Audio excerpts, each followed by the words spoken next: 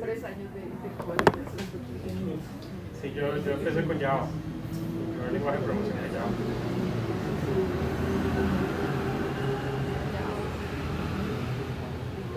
Pero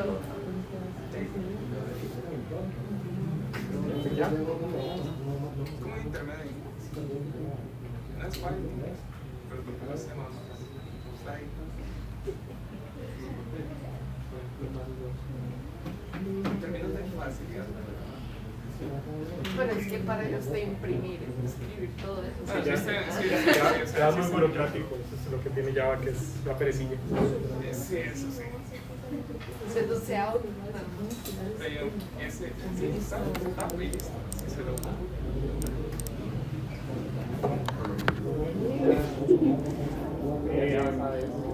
¿Tienen dudas para el examen?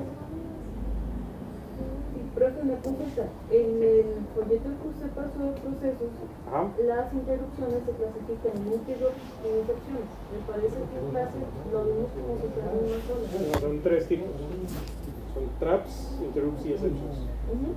Pero lo que voy es, digamos, para efectos de nosotros se dice que las interrupciones son las de hardware, las excepciones son excepciones, como tal, un error aritmético. Pero digamos, al final no vienen a ser lo mismo. Ambos vienen del mismo lugar. Tuve esta conversación con Torres porque estaba leyendo y de pronto me empecé a topar teoría que decía lo mismo de formas diferentes. Y el problema es que usaban las mismas palabras en lugares distintos, ¿verdad? Eso es como tratar de hablar en Latinoamérica sobre qué es una arepa. Y, sí, eso es guerra garantizada. Entonces, Torres lo que me dijo es que hay autores más puristas, y como los autores más académicos, que van a decir que el concepto más general se llama una excepción. Una excepción es cuando usted lleva el flujo de programa y el flujo de programa cambia a otro lugar, a otro pedazo que no es lo que debería seguir. Entonces, esa es la definición más amplia y a eso le llaman una excepción. Y las excepciones pueden ser por un trap, que es una excepción autoinfligida. Pueden ser por un interrupt, que es una excepción que causa a alguien más, o puede ser por un fallo, que hay diferentes tipos de fallos. Puede ser por un error o un fault. Un error es cuando yo mismo pongo una línea que no va a correr y entonces la línea se cae.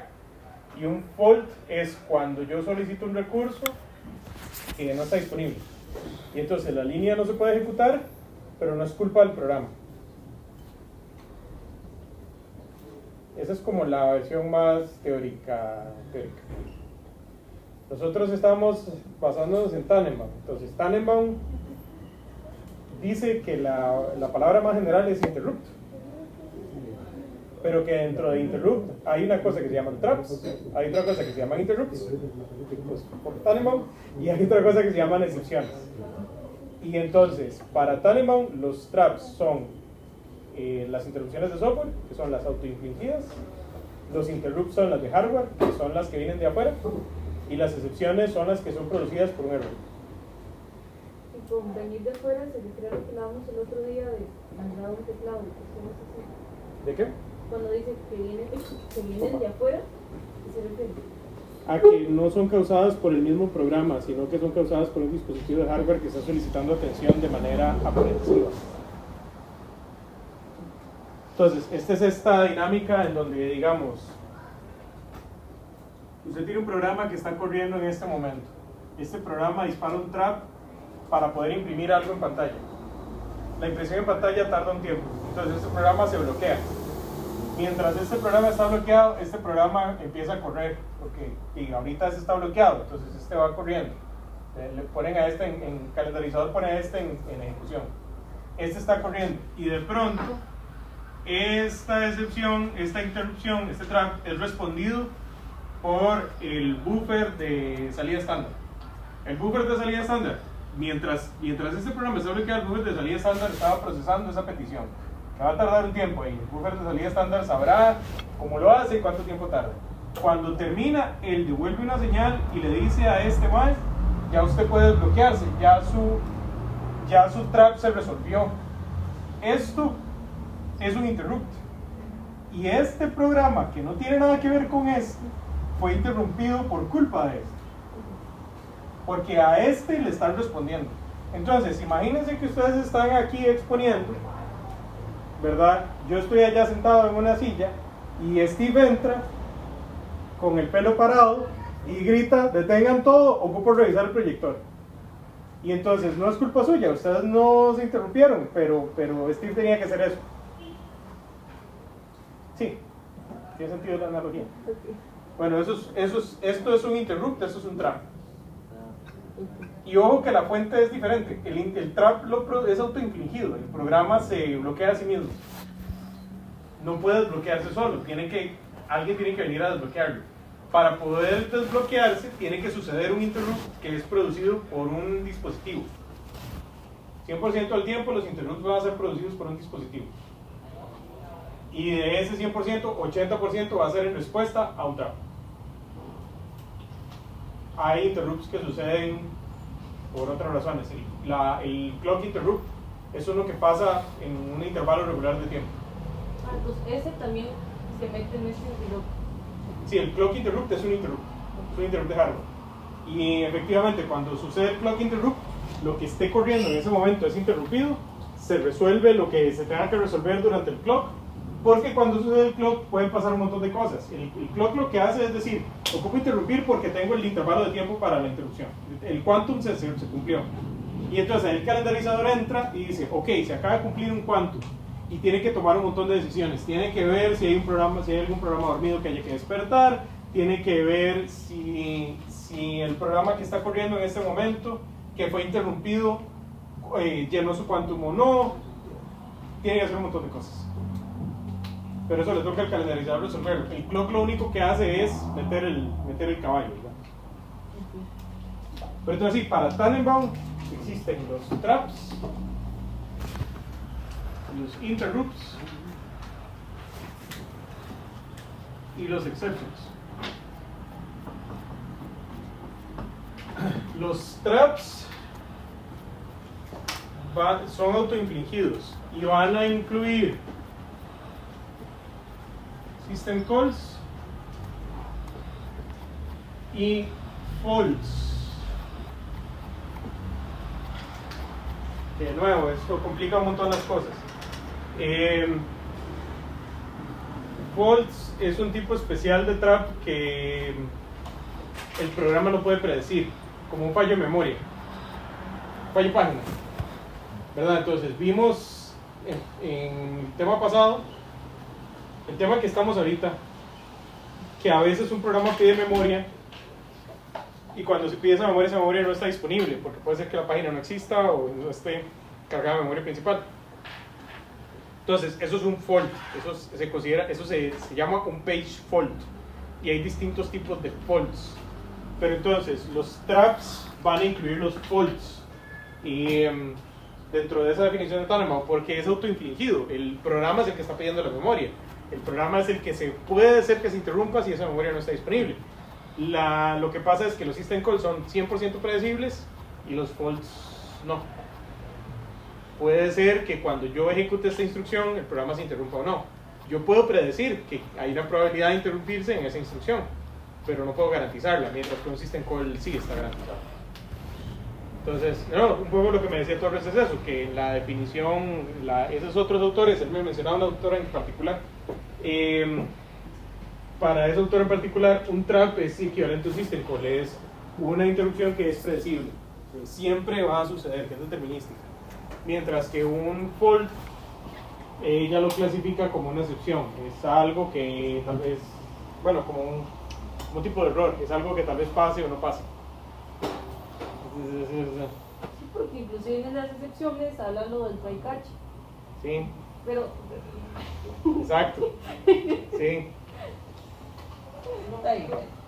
Sí, en sistemas operativos, casi que más que en cualquier otro curso, no hay santa palabra. Porque todo el mundo inventa lo que le da la gana.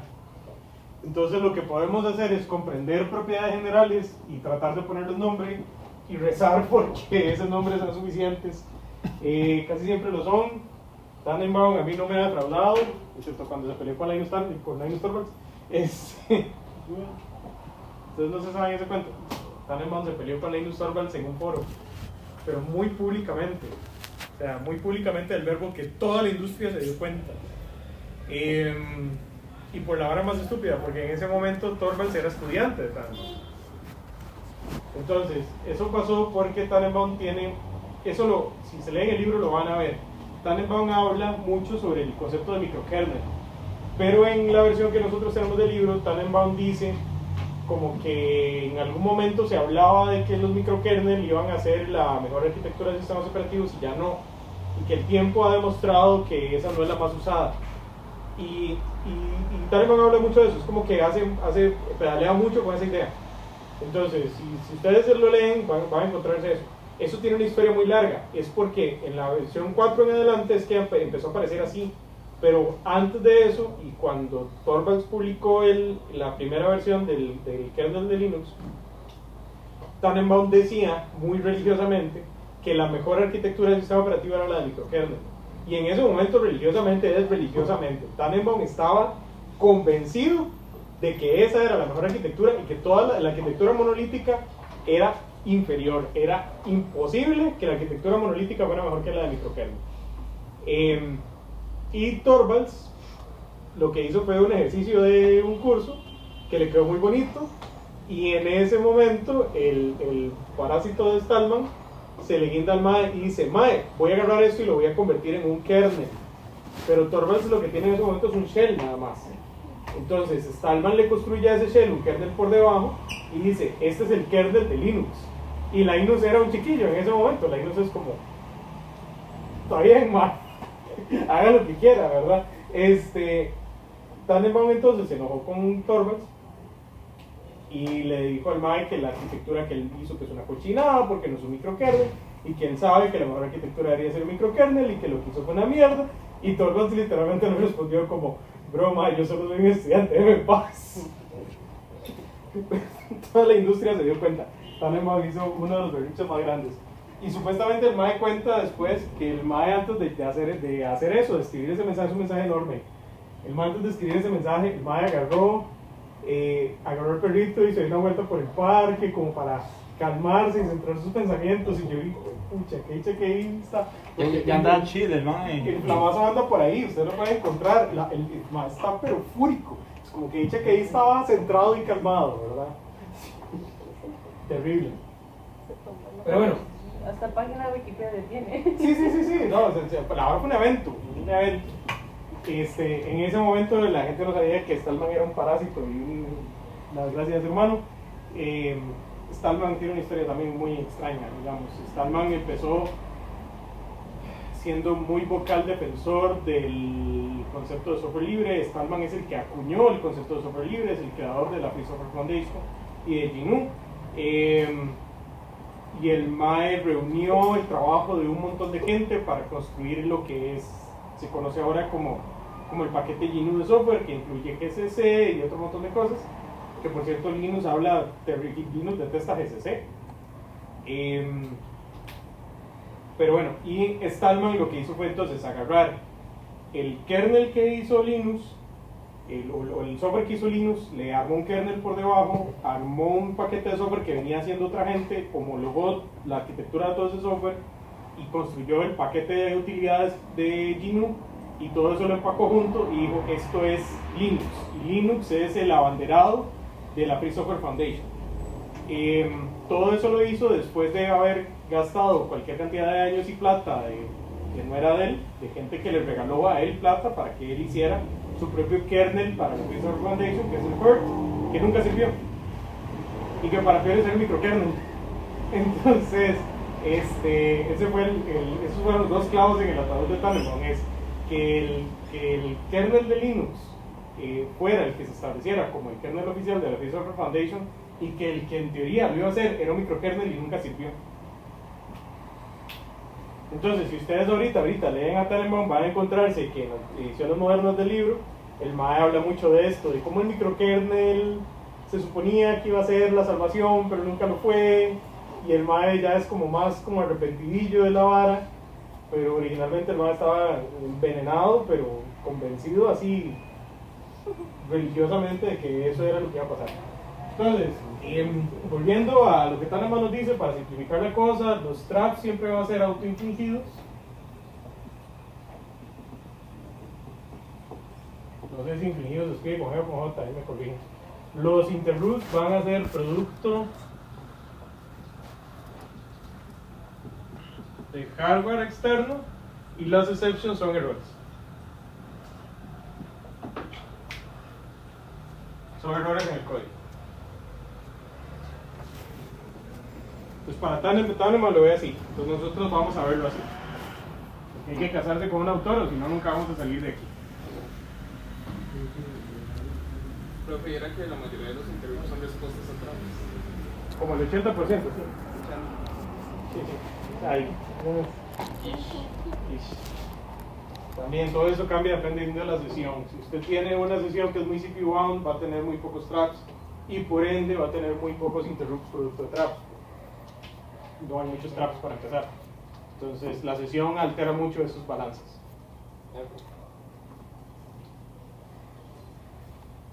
Pero mira que tengo mucha confusión con lo de CPU bound y IO bound. Entonces, no sé si puede ser como... Véanlo así. Imagínense que usted tiene que hacer dos trámites.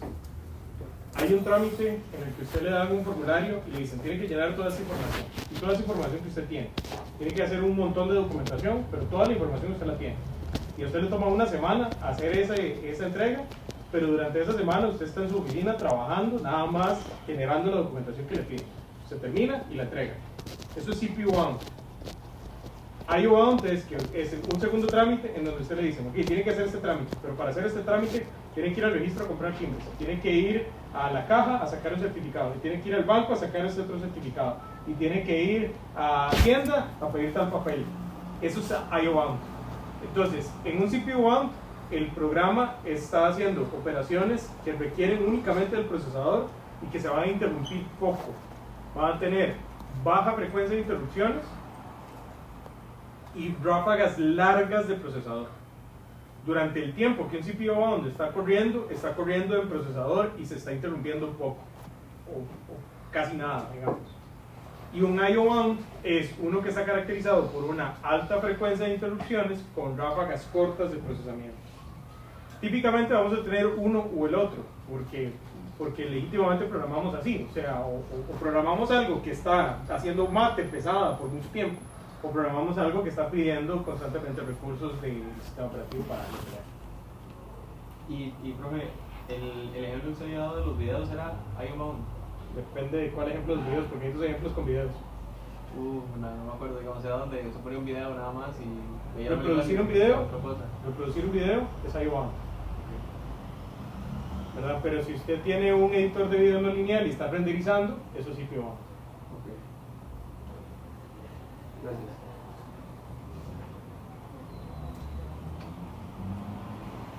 Entonces, IO bound, ráfagas cortas, alta frecuencia de interrupciones. CPU bound, ráfagas largas, baja frecuencia de interrupciones.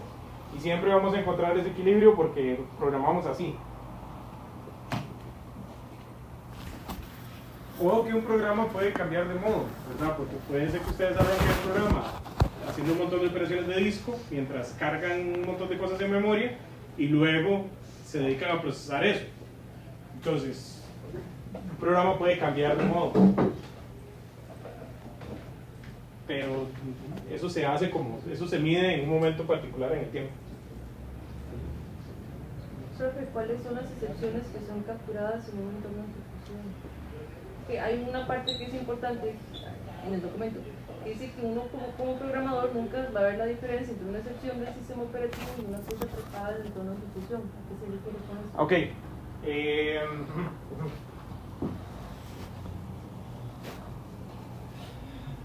Cuando tenemos un entorno de ejecución de alto nivel, dígase como Java, C#, este tipo, tienen una clasificación de excepciones más grande, tienen más tipos de excepciones, más tipologías de excepciones.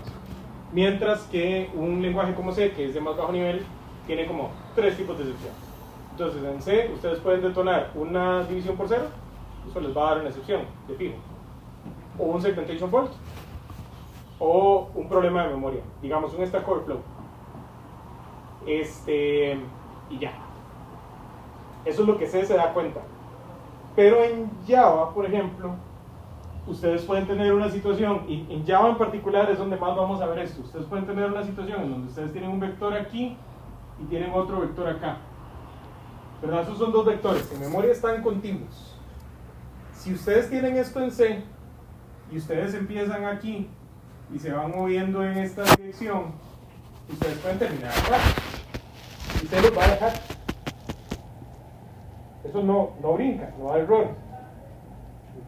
¿Me siguen? Pero en Java sí. Java sabe que este es el límite de este vector y si ustedes tratan de hacer esto, Java va a disparar una excepción. De hecho, en Java esto se llama un out of bounds.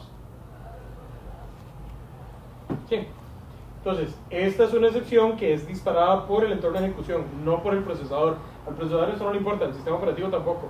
Para el sistema operativo todo esto está dentro del mismo sector de memoria que ese programa tiene reservado, en especial si estamos corriéndolo en Java, porque si recuerdan, en Java el heap está contiguo. Entonces, para el sistema operativo esto no es un error, esto está bien. El sistema operativo nunca se dio cuenta que esto trató de pasar, pero para Java eso no es kosher, Java no le gusta.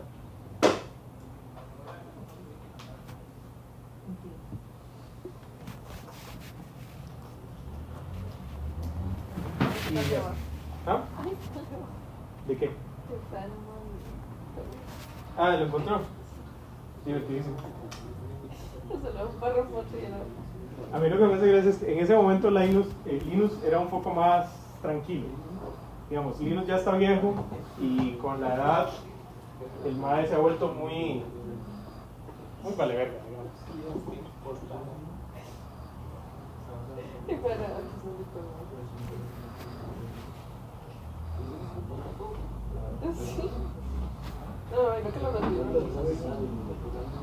Así en un momento nada más termina. Creo que Fish se mete y trata de calmar la vara, pero no le dan pelota. No sé si es esto, pero está.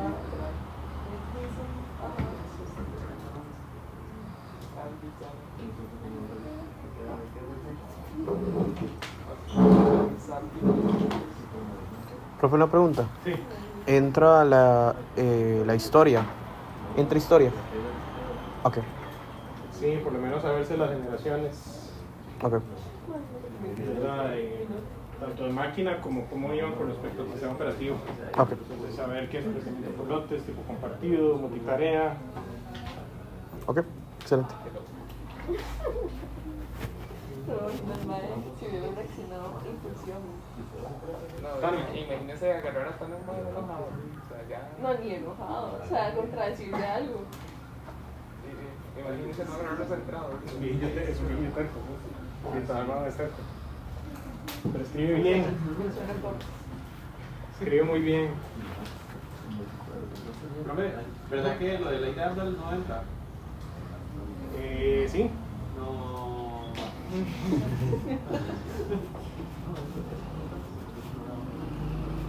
Bueno, pasó como un resumen de los temas que para que no se nos olvide. Y a ver. Por favor.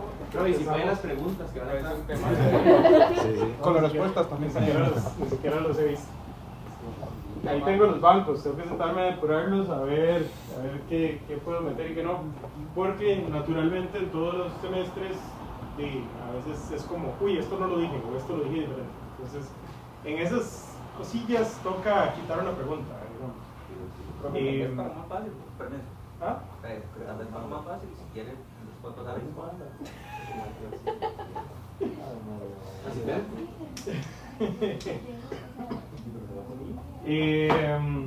Empezamos con la definición del sistema operativo. Vimos que para Tannenbaum la definición es que el sistema operativo es el kernel, pero que la gente de AT&T, que era la que estaba haciendo sistemas operativos de verdad y no solo en el mundo de las ideas, ellos lo plantearon en 3 capas, ¿verdad? Entonces dijeron, no, o sea, en la vida real un sistema operativo que usen personas de verdad tiene tres pedazos, tiene el kernel, el shell y las utilidades, ¿verdad? Entonces, en esa historia del flamazo, lo que hizo Linux fue un shell, y Stallman le metió el kernel y las utilidades. Entonces vimos eso, con eso arrancamos el curso. ¿Qué es un sistema operativo? ¿Para qué sirve? Y la definición de Tannenbaum versus la definición de AT&T. Eso yo se los voy a preguntar con esas palabras, ¿verdad? Yo les voy a preguntar por la definición de laboratorios Bell, o por la definición de AT&T, o según Dennis Ritchie y Kenneth Thompson. Cualquiera de esos tres es lo mismo. Las preguntas van a ser de marca igual X. Sí. Ah, buenísimo, porque si son mis palabras no me acuerdo. Sí, los exámenes los hago así para que se califiquen de una vez. Es que yo la parte práctica prefiero verla aquí, en los proyectos y en los ejercicios y en esas cosas. Entonces, en la prueba escrita yo la veo más como comprensión de lectura. Si se acuerdan de la teoría, lo que dice. Entonces empezamos por ahí. Luego vimos un poquito sobre la historia, lo que preguntó el compañero, ¿verdad? De las generaciones de computadora contra las generaciones de sistema operativo. Entonces vimos que hay computadoras que no tienen sistema operativo, y luego conforme vamos avanzando las generaciones tenemos computadoras más rápidas, entonces se hace procesamiento por lotes, tiempo compartido y multitarea, que es en la generación en la que estamos. Y entender un poco las diferencias entre los tres, porque ya vieron que tanto en calendarización como en gestión de memoria esas diferencias importan. Después de eso arrancamos previamente con calendarización, que es comprender cómo es el ciclo de vida del proceso, el Process Control Block, que se guarda en la tabla de procesos, qué información tiene más o menos un Process Control Block.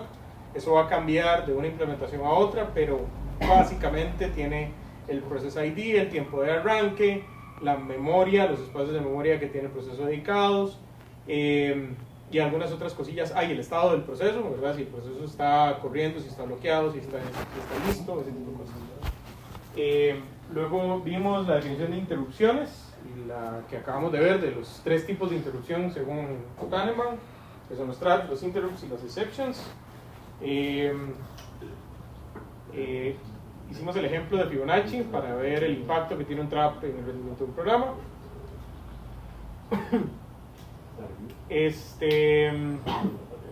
Hablamos sobre el interrupt handler, que es un pedacito de código que resuelve una interrupción particular, sea del tipo que sea. Toda interrupción va a tener su interrupt handler, independientemente del tipo de interrupción que sea. Y el vector de interrupciones, que es el equivalente a la tabla de procesos, pero para los interrupt handlers. Entonces el vector de interrupciones es una estructura especial de memoria que tiene todas las interrupt handlers que están corriendo en cada momento del sistema operativo. Y al igual que los process control blocks, los interrupt handlers se van borrando cuando se dejan de usar. Cuando una interrupción es resuelta, se borra su interrupt handler del vector de interrupciones. Sí. Luego de eso vimos la definición de proceso y hablamos del concepto de fork. El fork es que el proceso se clona, genera un proceso idéntico, pero que tiene una copia exacta de la memoria y por ende, para efectos prácticos está haciendo lo mismo que estaba haciendo antes, pero no comparte memoria con el proceso padre. Ya entendieron por qué, ¿verdad?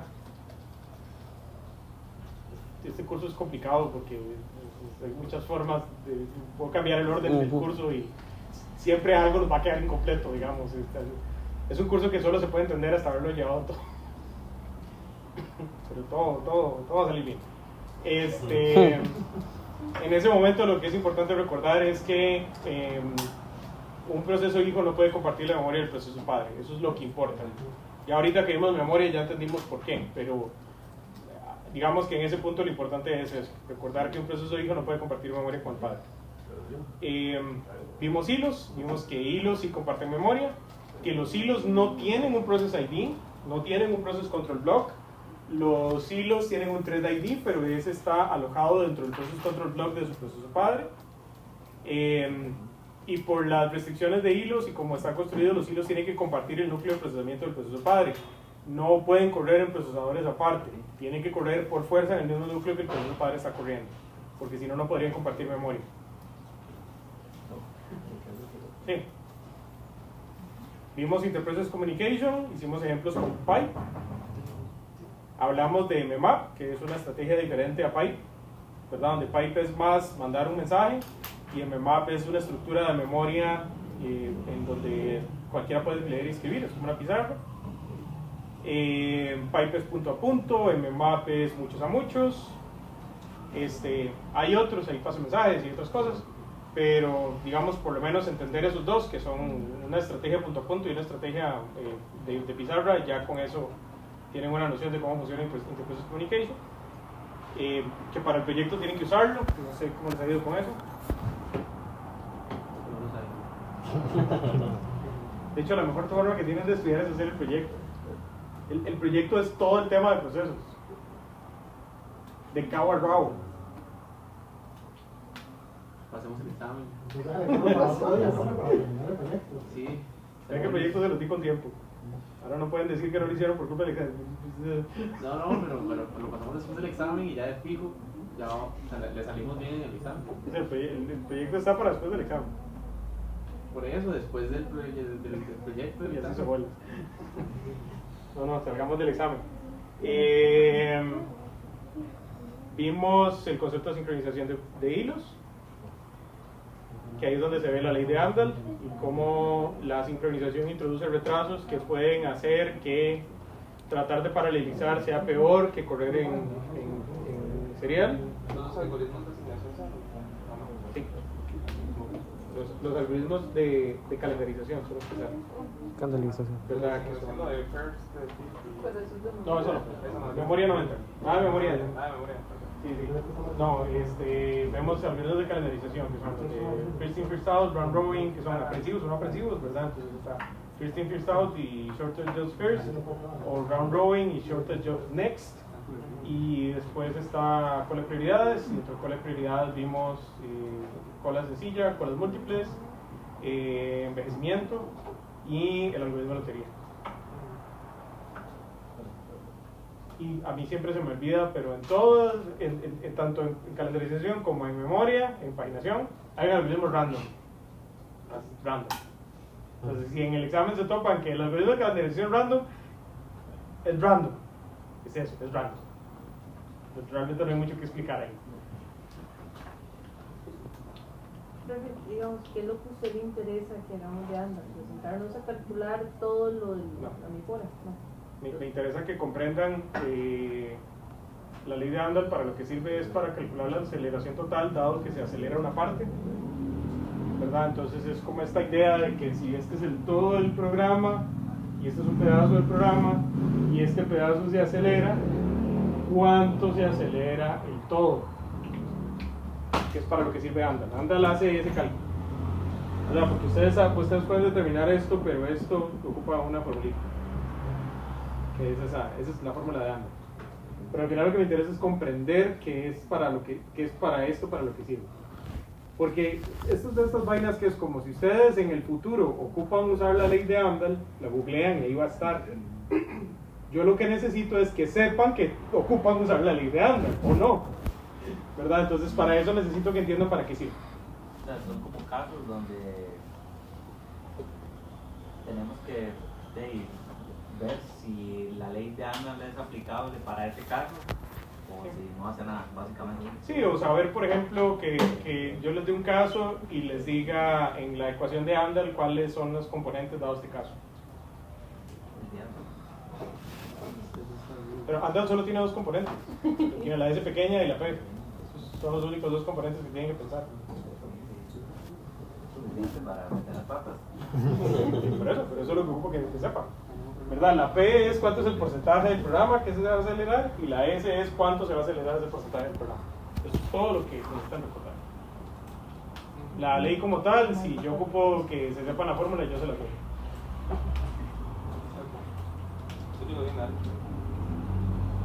Sí,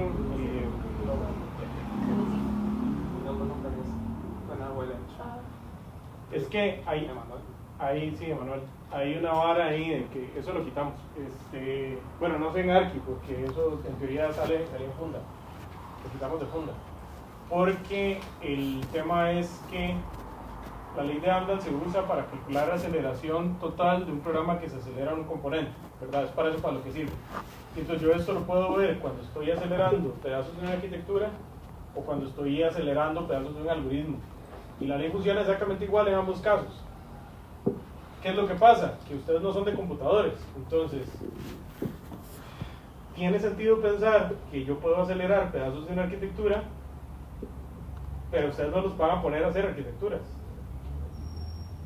Ni mucho menos a compararlas, ¿verdad? Ni mucho menos a hacer dos arquitecturas y comparar el rendimiento de esas dos arquitecturas para casos específicos. Eso tendría sentido en computadores, que es donde están haciendo arquitecturas, es lo que están haciendo sus manos. Ustedes no las hacen, ustedes las usan en otras cosas. Entonces por eso la movimos para Oper, donde en Oper se puede ver para analizar la aceleración por paralelismo, que es en donde ustedes la van a usar, si es que la llegan a usar. Porque la realidad es que si a ustedes les dicen, esta arquitectura ahora acelera tanto porcentaje de este tipo de programas, ustedes se persignan y dicen, ¿qué? Entonces ahora mi programa va a correr un poco más rápido. ¿Cuánto más rápido? No sé, no me importa, no puedo controlarlo, es lo que es. Pero si ustedes les dicen, tiene una compu que tiene tantos procesadores y si un algoritmo paralelo para tal problema que utiliza esa arquitectura, ahí sí les toca poder hacer este cálculo, en especial con la modificación del costo de sincronización, que necesitan saber cómo esa curva se comporta y tiene ese comportamiento raro en donde se mesetea y luego se precipita. Entonces por eso es que por lo menos yo soy uno de los principales abogados de pasar este tema para este curso y dejar de verlo al principio. En Funda y en Arqui tiene más sentido ver la ley de Moore, que tiene más que ver con lo que se está viendo en esos temas. Bueno, la ley de Moore.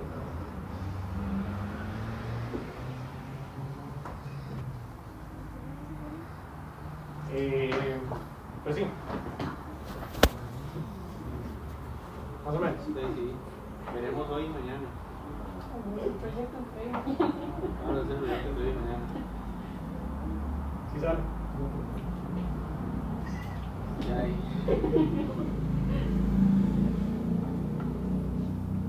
Echarle café, ya.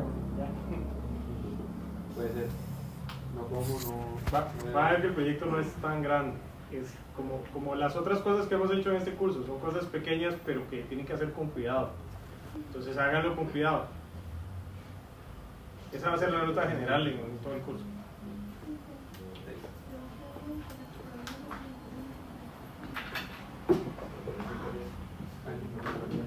Eso sería todo, profe.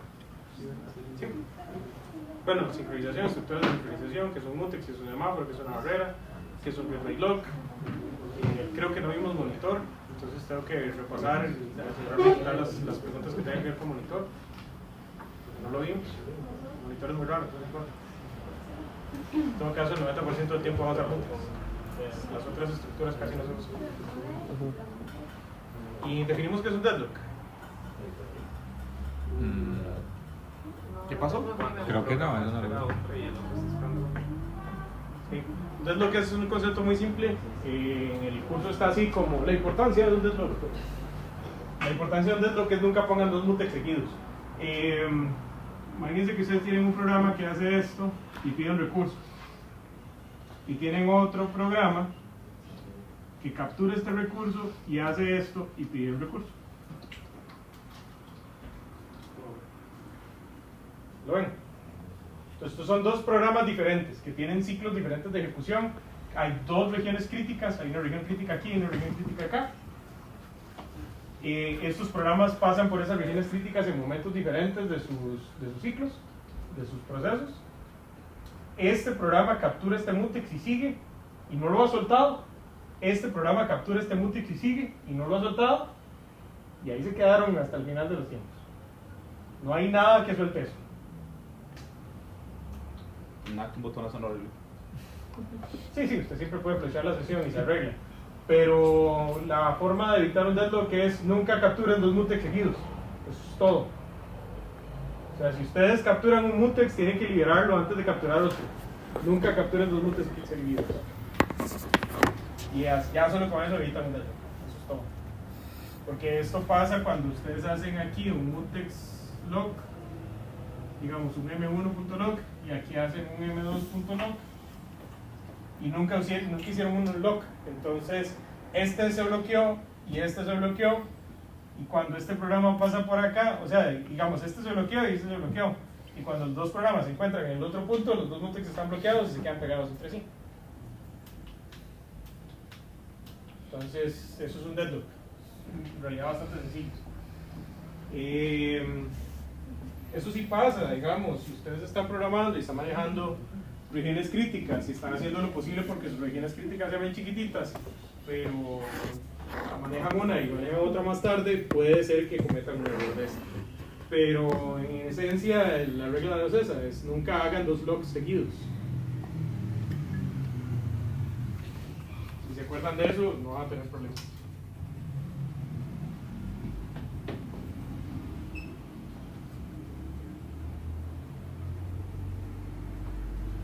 Sí, este es un tema que a mí me hace gracia porque el programa está así como en un pedestal, como Dios guarde, no se le olvide explicar esto, es como una explicación de 5 minutos. Este es un concepto muy simple. Realmente no sé qué se supone que tengo que decir. Hay problemas clásicos y todo para explicar esta vaina, pero si ya entienden que es un mutex, si ya hicieron un ejemplo de sincronización, esto debería ser transparente.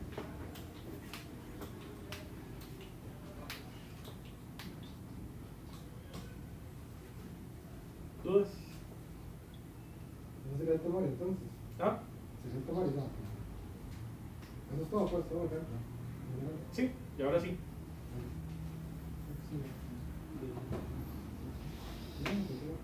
Creo que igual el examen es aquí y la misma hora. Aquí en la compu, en la misma hora de clase. Con ChatGPT.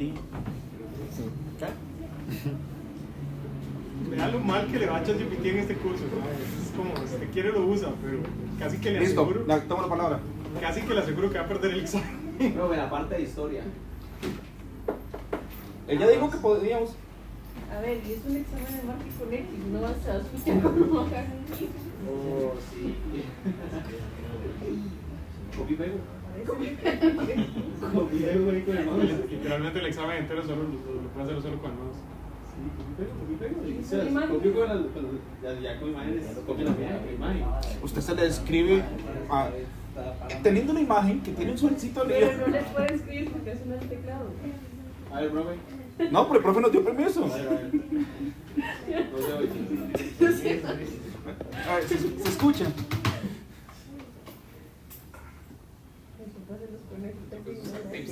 Andar, me va a llegar a canalizar la botagota. Él tiene un profesor que aventaba borradores. ¿Cómo? ¿Por qué? Tuve un profesor que aventaba borradores. Era el clásico sniper. Era como el Tandem criollo, sí.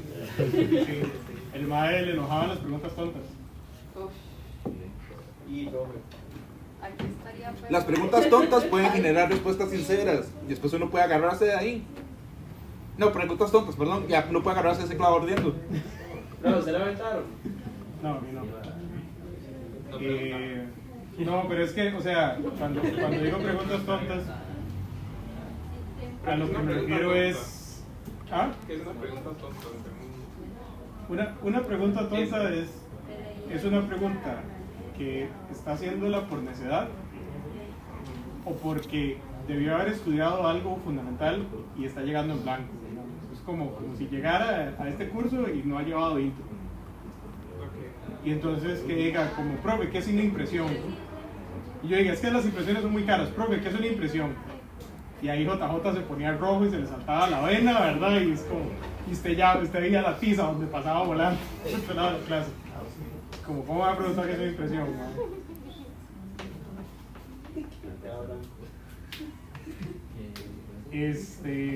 Cosas así. O cuando pasa que es una pregunta necia, digamos, usted me está preguntando eso para alargar la clase o para joder, digamos, que a veces pasa. Hay gente que es evidentemente maliciosa y no pretende responderlo. Eso al mal lo enojaba, pero muchísimo. Es que hay una cosa, profe. Profes que dejan la tarea hasta el puro final. Entonces usted hace que alargue la vara hasta que sea hora inmediata de salir, no puede dejar tarea. No funciona normalmente, pero ahí se funciona. Sí, pero en ese caso el profe le daría el botón. Pero no habría tarea. No, el otro que tenía es que era muy ordenado. Muy ordenado. O sea, ese era uno de esos profes que el MAE tenía el curso planeado al milímetro. Y hay cosas muy vacilonas. Al MAE le encantaba cuando se llega a horas de consulta. Entonces, si usted llega a horas de consulta, ahí era mucho más tolerante para todo tipo de preguntas, porque usted llegó a hora de consulta. Entonces ahí le perdonaba más. Sí, aquí viene a aprender, así como. Sí, es como sí, tal vez las preguntas que trae son como mae, pero el mae es como Pero se bueno, está esforzó bien. en venir. Pero se esforzó en venir, entonces me voy a tomar el tiempo de explicarle porque vino. Entonces el mae tenía como esas flexibilidades.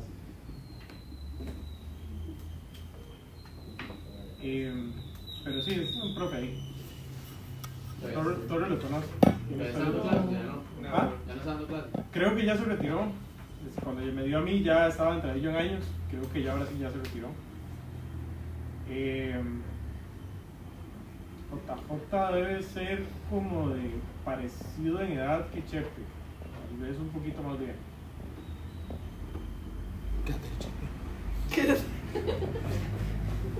Qué buena pregunta, man.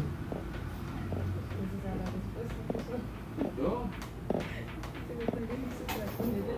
Nada que comer. ¿En serio? ¿Ya no me acuerdo?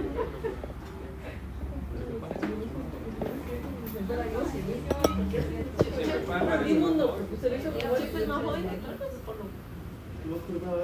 Yo sé no, Chepe no. Pero eso no lo digo por cómo se ven, lo digo porque cuando yo estudié yo escuchaba de los dos y escuchaba, mis profes hablaban más de Chepe como profe y más de Torres como colega. Wow. Porque Torres, tanto Chepe como Torres dieron clases en la UCR, en donde yo recibí. Entonces mis profes los conocían. Pero yo escuchaba más del famoso Chepe Castro, de mi profe Chepe Castro, y de cuando Torres dio clases aquí. Entonces, por eso es que yo al menos mentalmente tengo ubicado que Chepe es un poquito más Profe, ¿cómo eran los comentarios de Chepe? ¿Eran positivos o negativos? Viera que al menos mis profes los admiraban mucho a los dos, tanto Chepe como a Torres. O sea, yo salí de la carrera con esta imagen de que había un Chepe Castro y un Torres, y que esos maes eran los profes de mis profes, eran los maes que mis profes admiraban. Uno conozca a tus ídolos, es duro. Algo que, O sea, lo digo. yo nunca he recibido clases con Chepe, pero sí recibí, uno de mis grandes mentores es un profesor que se llama Álvaro de la Osa. Y un poco el tema es que yo trabajé para Álvaro. Álvaro tenía un laboratorio de computación de alto rendimiento y yo trabajé ahí. Y yo aprendí montones de Álvaro. O sea, yo le debo al MAE mucho de lo que yo sé de la carrera. Yo sí recibí clases con Álvaro. Y Álvaro era un profe que, digamos, usted iba a pasar el curso con él. Si usted aprendía o no, era decisión suya. Por la forma en la que el MAE daba las clases. Me suena eso. Demasiado chill, que hacía muy pocas evaluaciones, que normalmente todas las notas las ponía al final, que era muy propenso a regalar puntos, porque el MAE en la parte de la nota no le importaba mucho. Pero usted se sentaba a hablar con Álvaro del tema de lo que estuvieran hablando, MAE podía hablar por horas, y el MAE sabía un pichazo. Y digamos, yo nunca he sido alumno de Chepe, yo no sé cómo Chepe evalúa, no sé cómo da clases, pero yo me he sentado a hablar con Chepe por horas de temas, y a mí Chepe me recuerda mucho a Álvaro. Pues sí son iguales, profe. O sea, tipo, en esa parte de la evaluación que usted dice es muy igual, pero lo que ha pasado mucho es que yo puedo dar un ejemplo puntual a usted de que cuando él está dando una presentación, él está leyendo la presentación. Se volvió Y no profesor explica karaoke. nada, y en el momento en el que va a intentar hacer un ejemplo, se le olvida el ejemplo. O sea, él ve la presentación y dice, ¿cómo era eso? Y ya no sabe qué era. Entonces, Sí, ahí no sé, no sabría decir, esa no ha sido mi experiencia con él. O sea, mi experiencia con Chepe ha sido que cuando nos sentamos a hablar, yo sí he visto a un mae que es todavía muy inteligente, muy despierto, que sabe muy bien de lo que está hablando. Eso es lo que yo he experimentado con Chepe. Tal vez no es didáctico y ya. No, O es, se perdió lo de acto. efectivamente así. Siempre cuento la misma anécdota de que una vez yo falté a clases y le pregunté si me podía explicar un tema que yo no entendía nada. Me hizo un diagrama, me usó dibujitos, usó ejemplos, muñequitos, y yo, pero ¿por qué la clase normal no era así? Y Eso yo le tendría decía, que profe, me preguntárselo encantó la usted. consulta y todo, y un día llegué a decirle precisamente eso, que creo que todos pensamos lo mismo de que la clase se aprovecharía mejor así. Ah, bueno. Entendido. Buenas noches. Buenas tardes. Entonces, el señor sí sabe mucho, y en esa consulta hablé demasiado con él, y sacó un montón de información en 40 minutos, logró la consulta. Es más viejo. ¿Ah? Es más viejo. Curioso. Por 3 Entonces, yo era el profe. Ah, ok, sí, lo que me parece raro es que yo sí recuerdo vividamente que mis profes hablaban de Chepe como profe y entonces como colega. Sí, tal vez. O tal vez Chepe fue profe antes. No la sabía, cabrón. La UCR de Torres. Porque la historia exacta de ellos no me la sé. Chepe, por lo menos no humilla. Sé que los dos dieron Ah, bueno, clases. yo ya no sé de Torres, pero. A nosotros no. Hasta nos decía que nos vamos a ganar un Nobel. El grupo después de pandemia. Dichoso. Estoy con él. ¿Verdad? A mí es me dijo enorme que yo no el iba a ser contraste. ingeniera. Es enorme el contraste. Ustedes les dice eso y a nosotros nos decía que nos vamos a ganar Nobel. Porque éramos muy buenos estudiantes y a ellos les decía que no pueden ser ingenieros. Y a nosotros nos humillaban, literalmente. Hay Cuando un... estaba chiquita en Funda. Usted no pasa Bueno, si yo no no va a ser recibí en Funda, ingeniero. yo siento que Torres es de esos tipos de profes que no. Por eso, es que yo no lo recibí en Funda. Yo siento que Torres es de esos. Cuando uno entra al primer semestre, uno todavía viene con ideas del colegio y uno todavía se puede estar comportando como en el colegio. Entonces, yo siento que Torres no es compatible con esos estudiantes. Torres es compatible con estudiantes que ya son como más avanzados en la carrera, más adultos, tal vez. Más adultos que adolescentes. Entonces, yo creo que ahí es donde él cambia esa vara. Sí, quizás. También, ¿verdad? O sea, no es mi intención hacer excusas por nadie ni nada por el estilo. Cada quien es responsable de su vida.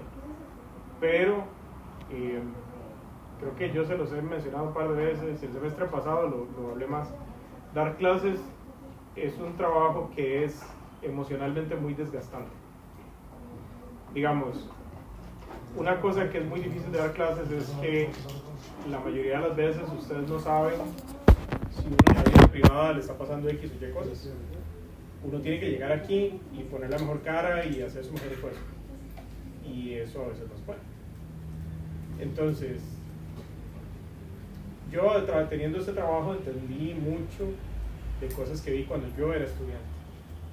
De situaciones que tuve con profesores que de pronto era como, este profe era todo buena nota y de pronto se puso así súper espeso y es que uno no sabe. Y también yo como estudiante, el profe no sabe lo que uno le está pasando en la vida de uno, ¿verdad? A mí como estudiante me tocó, perdón el francés, pero me tocó comer mucha mierda. Y eso significó que yo tuve que abandonar muchos cursos y tuve que tomar decisiones que fueron claramente en detrimento de mi récord académico, porque en ese momento había otras prioridades en mi vida. Y yo tuve profes que me cagaron, ¿verdad? Porque de pronto abandoné un curso y entonces el profe me topaba y me metía una cagada y es como, usted tiene que ser más responsable y no sé qué, no sé cuánto. Y sí, profe. Y ese profe no sabía, por ejemplo, que yo había tenido que ir de casa, que estaba pasando una situación muy difícil, que esto y lo otro, que estaba trabajando y estudiando en ese momento, que no sabía si iba a poder pagar el alquiler al final de mes. El profe no sabía eso y no tenía por qué saberlo. Y entonces, al final, hay todo un tema de empatía que va en ambas direcciones. Uno como profe tiene que saber que a veces que la situación de todos los estudiantes es diferente, que el ritmo de aprendizaje de todos los estudiantes es diferente y que hay veces que la gente está pasando por malos momentos y tratar de no ser prejuicioso porque uno no sabe. Y yo he tenido estudiantes que hay semestres que me han dado rendimientos terribles y uno no puede evitar y uno los pinta, ¿verdad? Y dice, así y de pronto llega un par de semestres más tarde y le va súper bien y está espabilado y es como, mira, yo tenía una percepción de esta persona y ahora es totalmente diferente. Algo pasó que no sé, no tengo información, Pero entonces, también ahí es donde entra un poco ese tema de la empatía. Si yo con esa persona me porto de cierta forma, si yo ya digo, esta persona, no espero nada de esta persona, lo que sea, en el futuro tal vez no voy a poder ver esas cosas.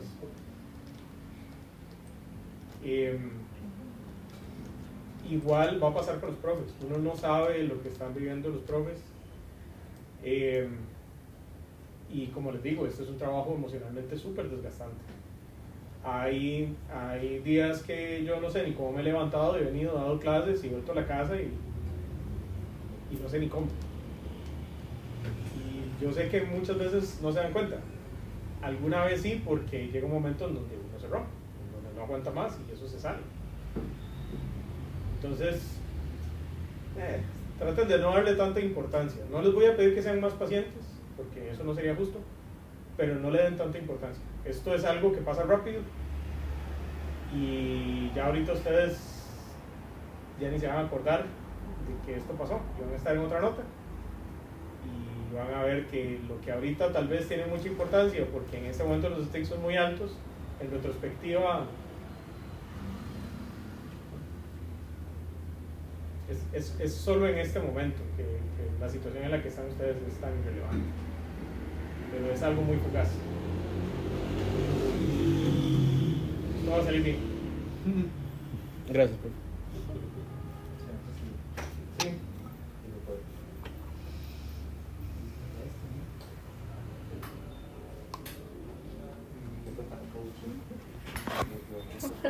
No, yo sería terrible con ese tipo de trabajo. Terrible. ¿Cuál? Sí se puede, chicos. No, yo no soy así. No, profe. Primero hay que empezar suavecito. Primero hay que empezar vendiendo abón o algo así. Después coach de vida, luego criptomonedas. Se va avanzando en eso. Una vez sí me peleé con un profe de la maestría porque el MAE era para un curso que no tenía nota, un curso de nivelación que nos hacían. Era un curso de storytelling. Y el MAE